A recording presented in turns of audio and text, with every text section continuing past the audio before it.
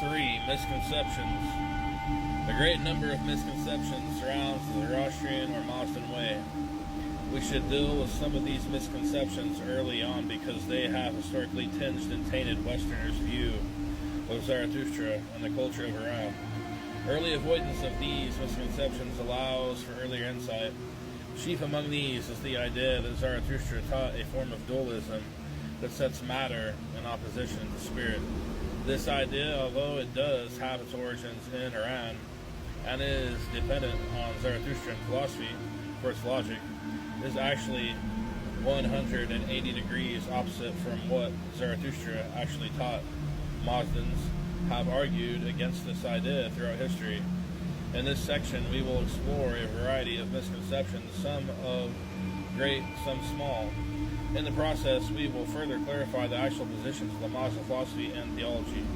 The first question one would ask is, how did so many misconceptions arise? The answer is twofold.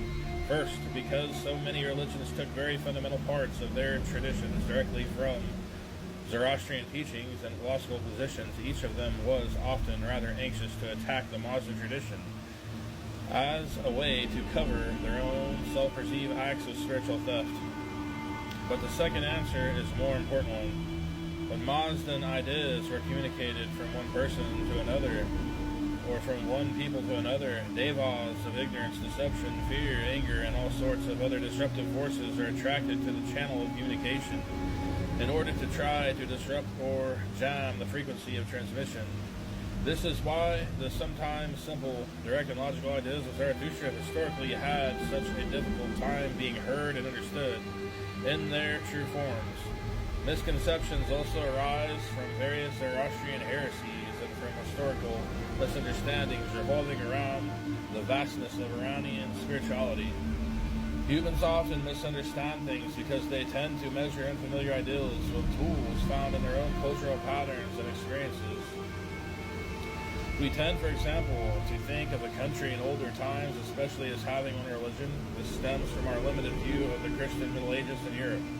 When a country was Christianized in the Middle Ages, it was officially understood that every subject of a given kingdom was automatically Christian.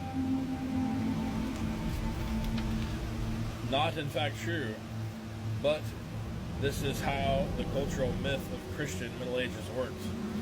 So, if we are introduced to a country such as Iran and learn that its religion was Zoroastrianism, we naturally assume that the whole country and everyone in it was a Zoroastrian.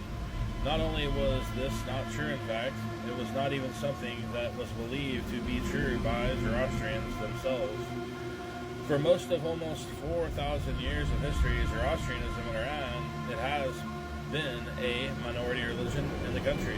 The peak of its power was in the days of the Sasanian Empire, when the majority of the people were professing Zoroastrians or Mazdans.